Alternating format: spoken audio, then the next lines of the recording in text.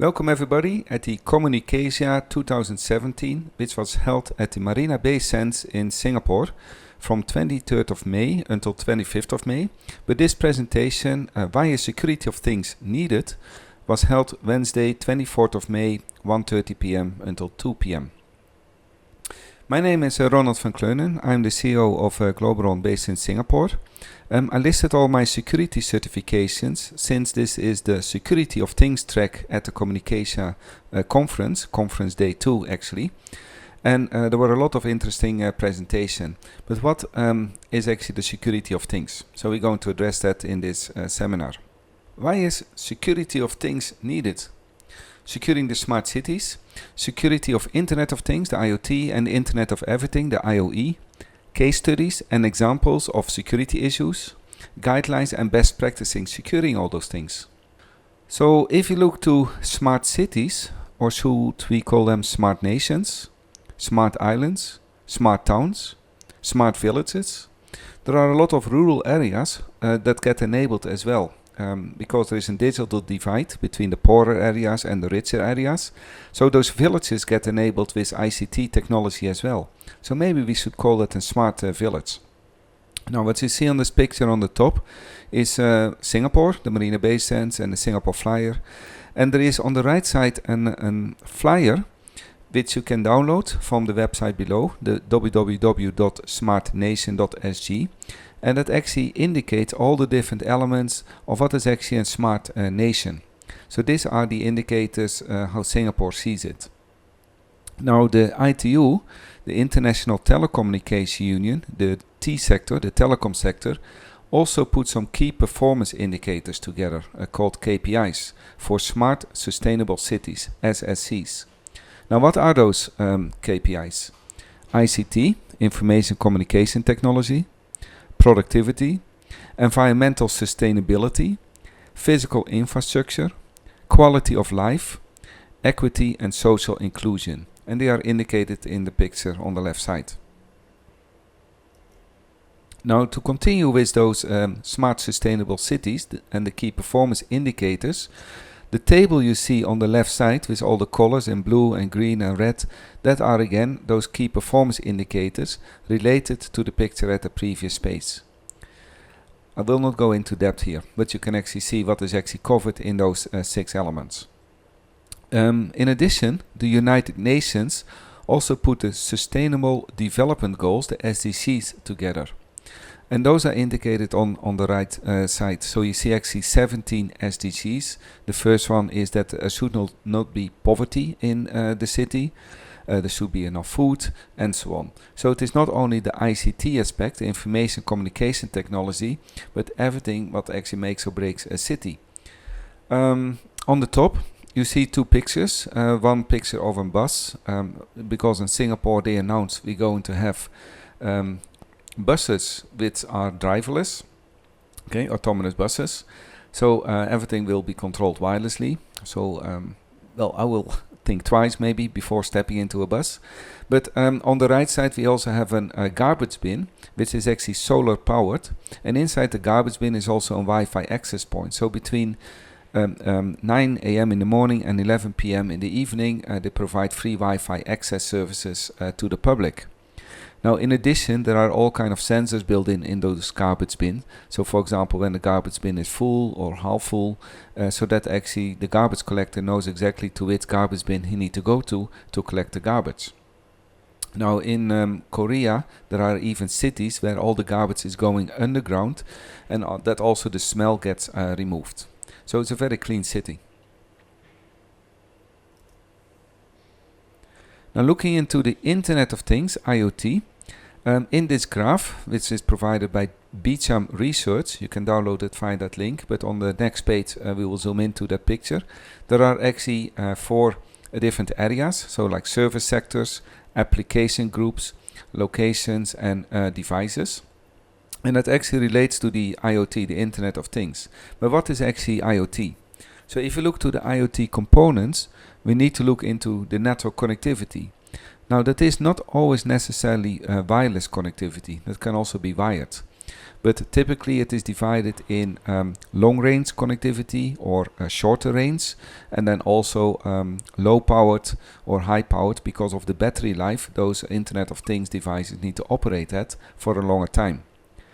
Then we have the device itself, which is collecting information or maybe sending information.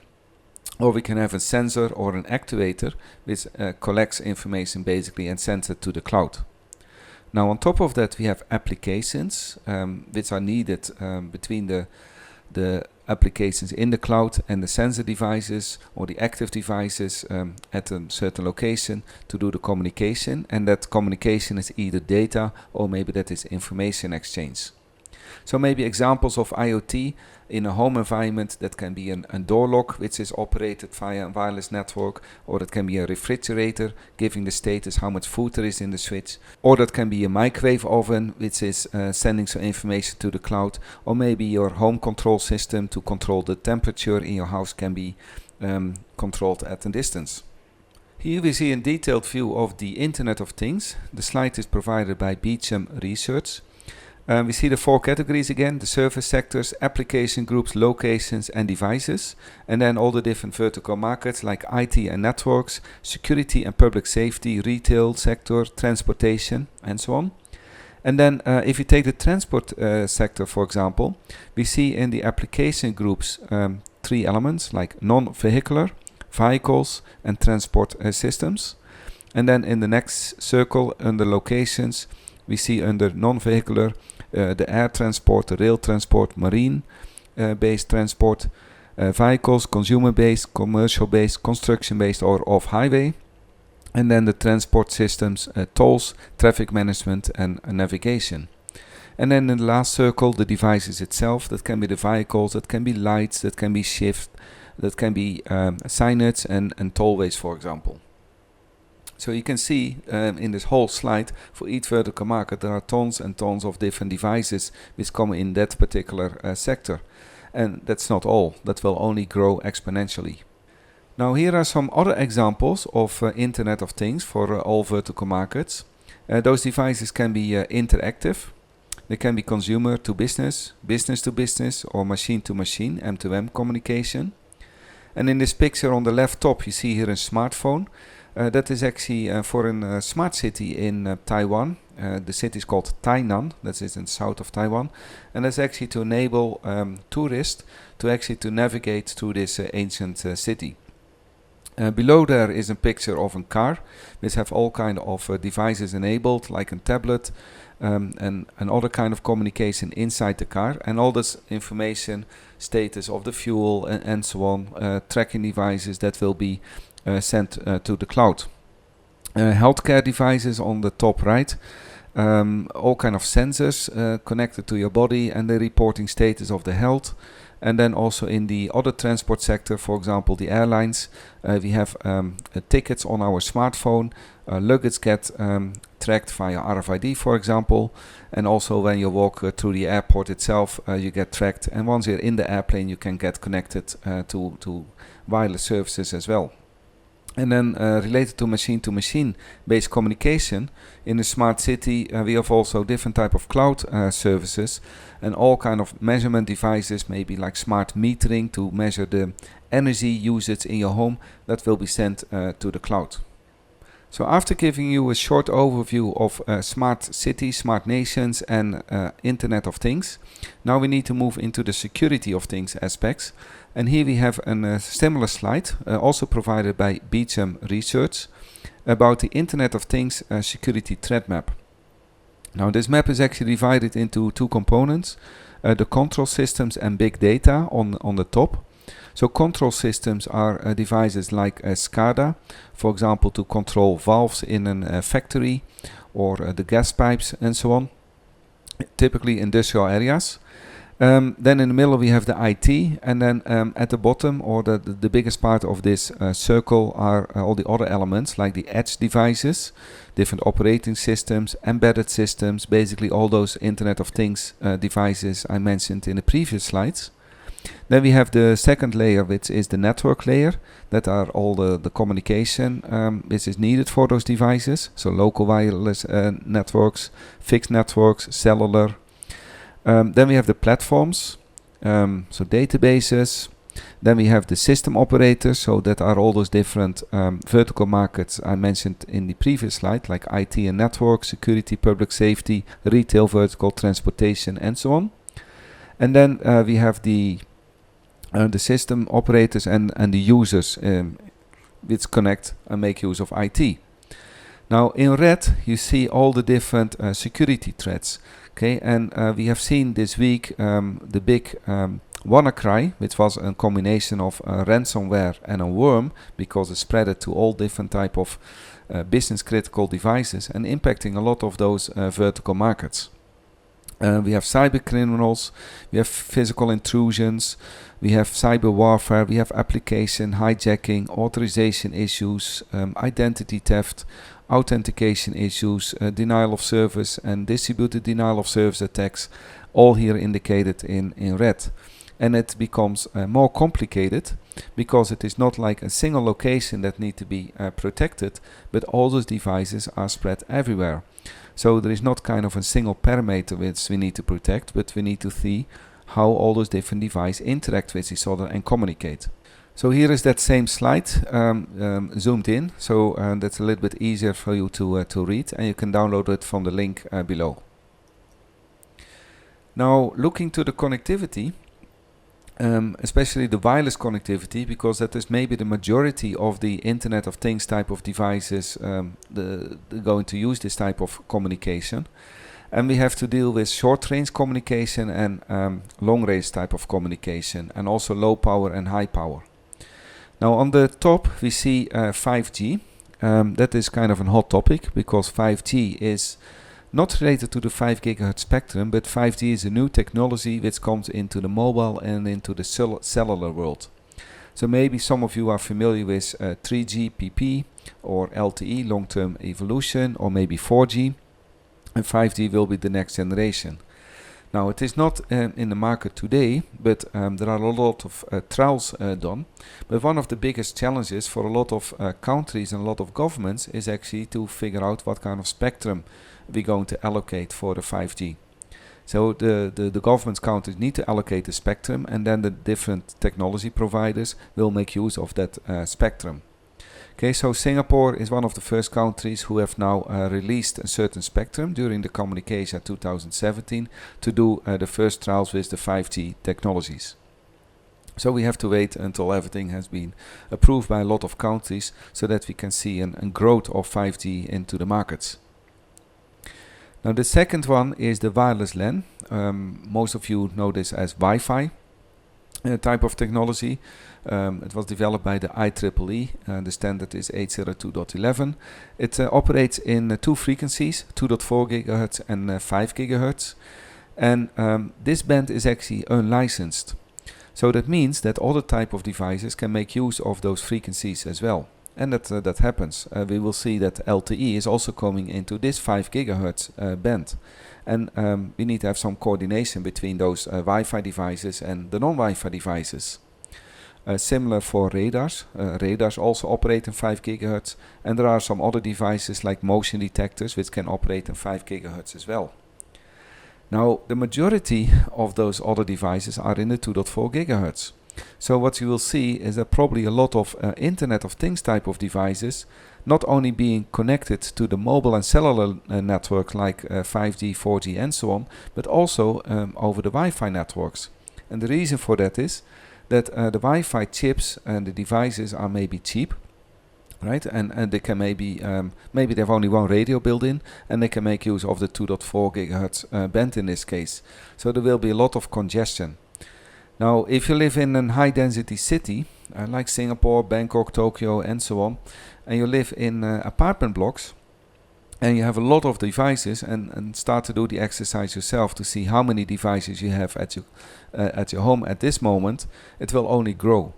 And that is going to give some challenges, and maybe in the future also Wi-Fi technology need to have another spectrum available for all those devices to be able to communicate, because the spectrum gets full, there is too much communication going on, and it's going to impact performance and service availability in those spectrum ranges. Now at the bottom we see some other type of devices or device technologies actually, so like Zigbee, Bluetooth operates 2.4 GHz as well, LoRa, long range, GPS is more for longer distance for location-based services. We have technology like Wi-SUN, Sigfox, NFC, near-field communication, and you see a lot of other abbreviations which come into this market of Internet of Things. We can also call it field area networks or low powered wide area networks, LPWAN. So you see all this type of abbreviations coming into the market, and this market is growing rapidly.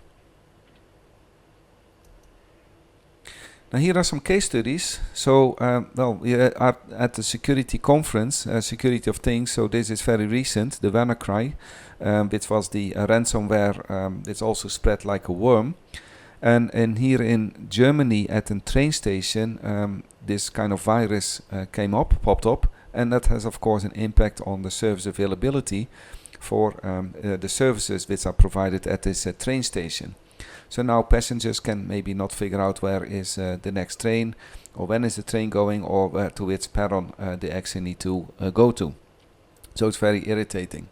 So here we still can read information, but sometimes you come at an airport and you have a blue screen, so you can actually not figure out where your luggage is located. So that gives a lot of unnecessary delays.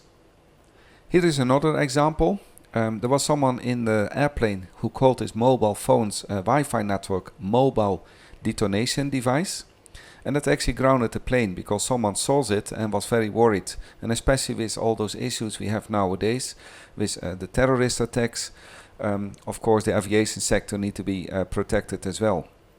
Now, not sure if you know, but there are more than 37 radios on an airplane, and those radios are used for communication of the location, to inform the airports with passenger information, baggage information, and so on before the airplane lands.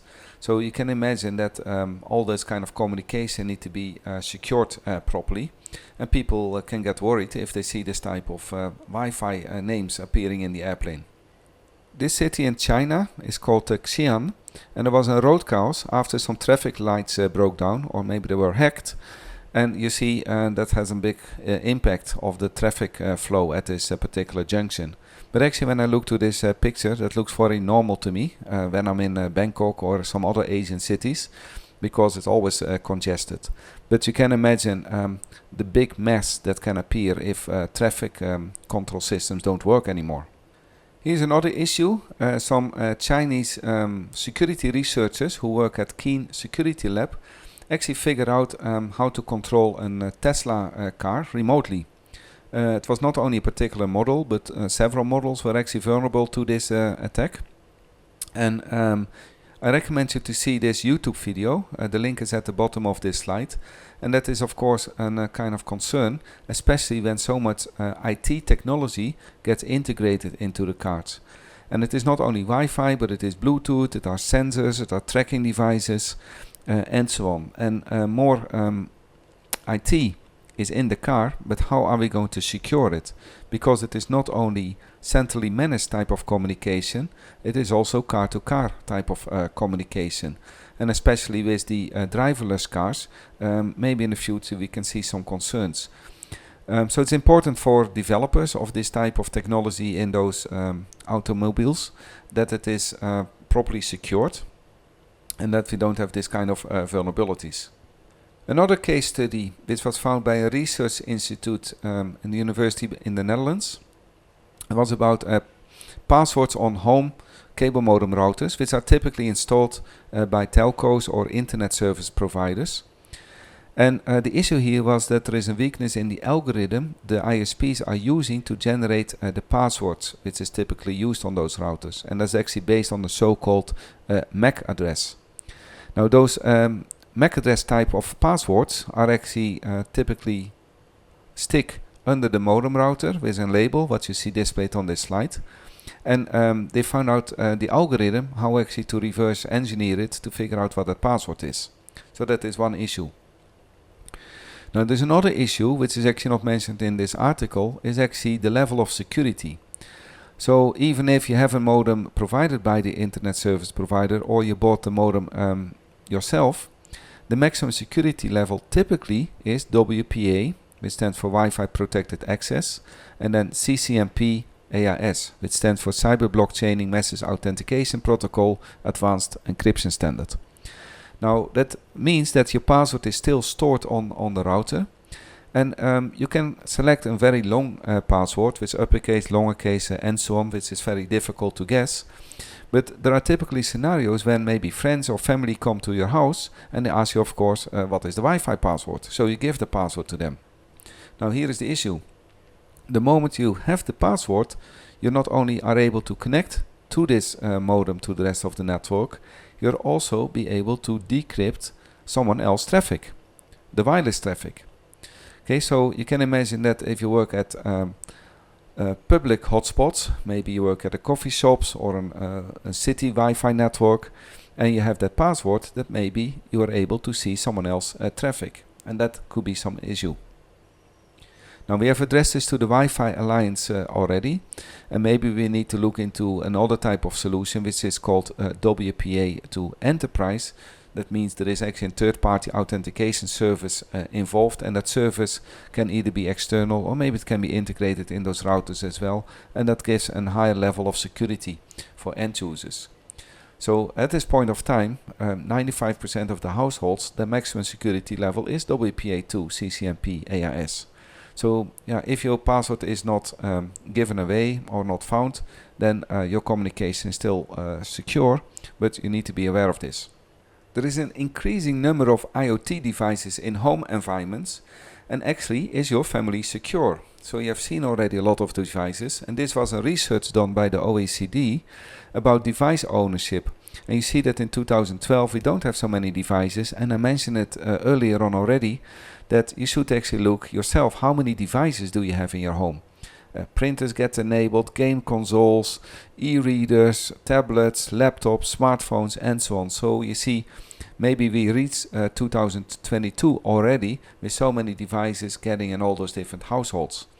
And we need to look into that, because I foresee that is going to have an issue on the service availability because of the available spectrum. That means the spectrum available for those devices to make use of to communicate, but also maybe the access points don't have enough capacity to handle so many devices at the same time. Another kind of security issue are the social networks.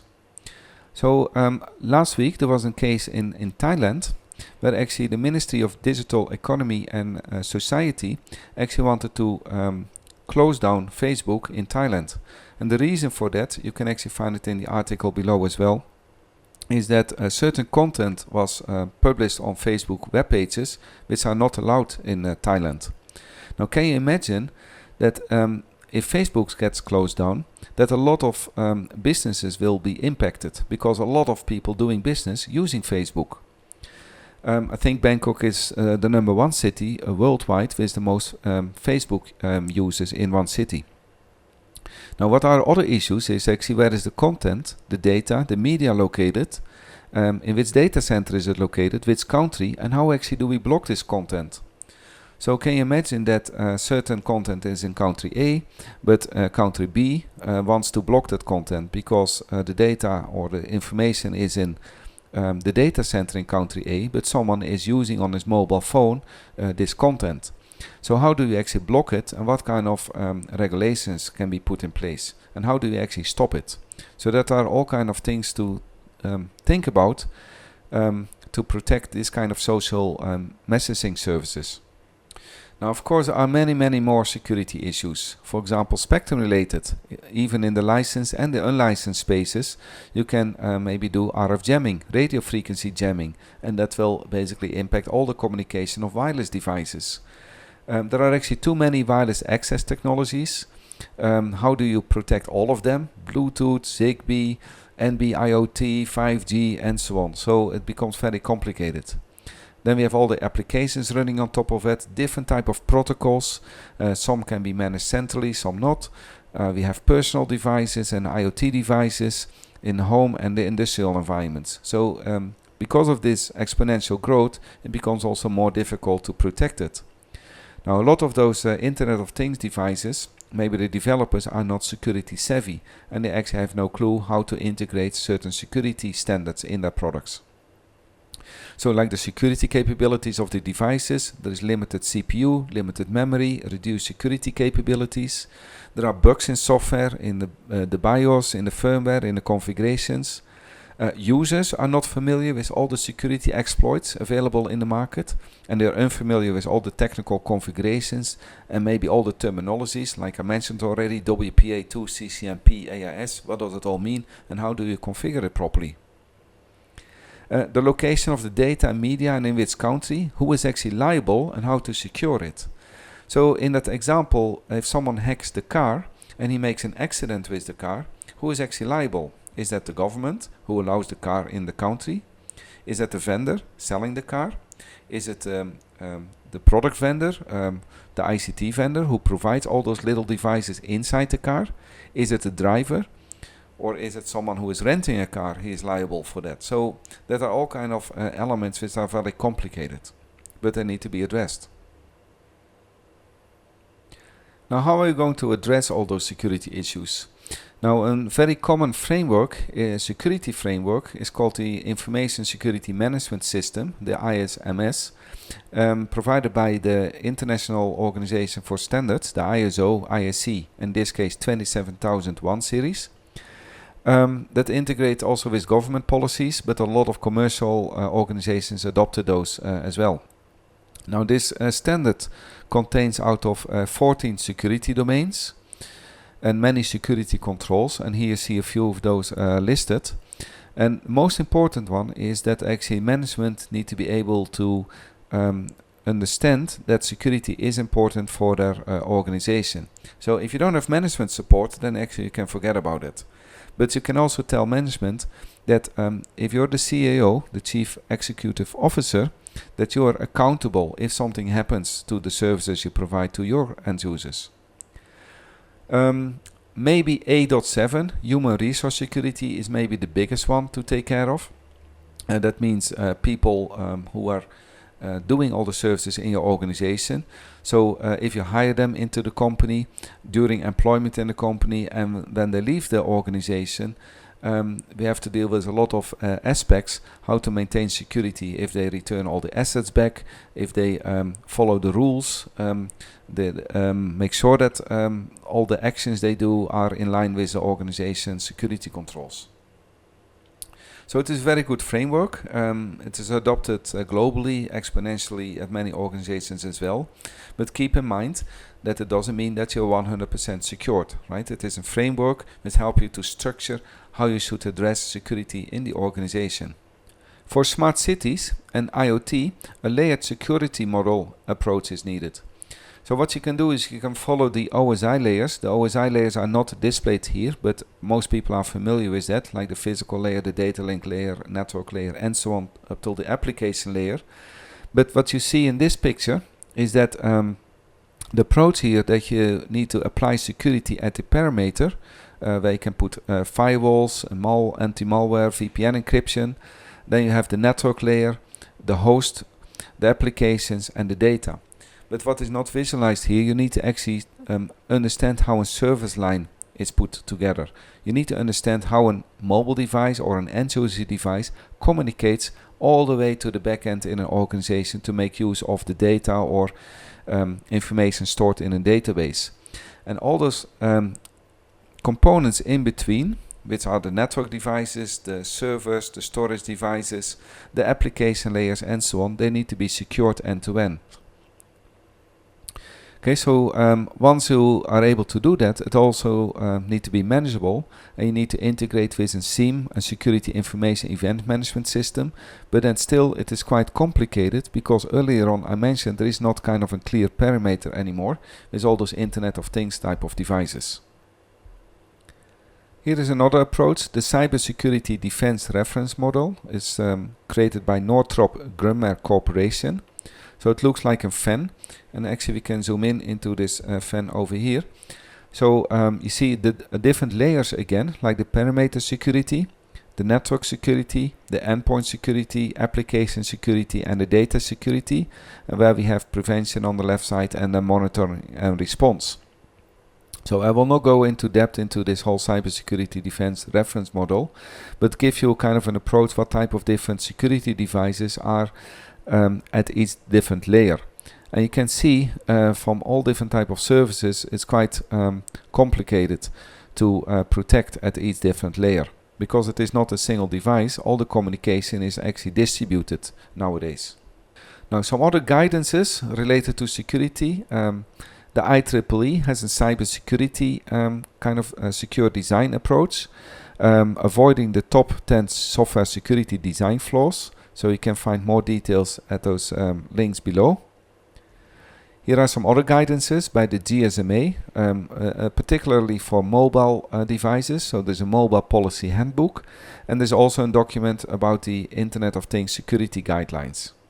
The ITU, of course, the International Telecommunication Union, they have a study group 20, SG20. They actually create standard for IoT and IoT security, because when they started, it was actually not clear what is actually an IoT type of device. What does it actually mean? So it are consumer devices, business to business type of devices, or machine to machine type of communication. And it can be devices, or it can be sensor type of networks or actuators. Okay, so you can also find more information online about what activities are by the ITU. So in summary, securing smart cities and securing Internet of Things, IoT, or Internet of Everything, IoE, is very challenging. So it actually cannot be 100% secured, but general security awareness is important to increase the security levels and to reduce the security threats. Now, following security training at different levels will of course help. You can do that at government policy levels, or look into the industry and vertical market levels and what kind of industry compliance is needed. Public awareness, that can either be technical and non-technical. Read case studies to understand all those issues. Look into guidelines and best practices. So with that, I hope that you better understand why is security of things needed, how that actually relates to the smart cities, the IoT, the Internet of Things, the Internet of Everything. Also how complicated it is to secure everything end-to-end. Sometimes we have limitation on certain devices or limitations in the infrastructure, and that becomes quite challenging. So we need to all work together to improve our products, and also to think about the security aspects and the liability items. So therefore, I would like to thank you for this seminar and the invitation by IEEE for this event at CommunicAsia 2017. If you have other questions, please feel free to contact me at ronald@globeron.com.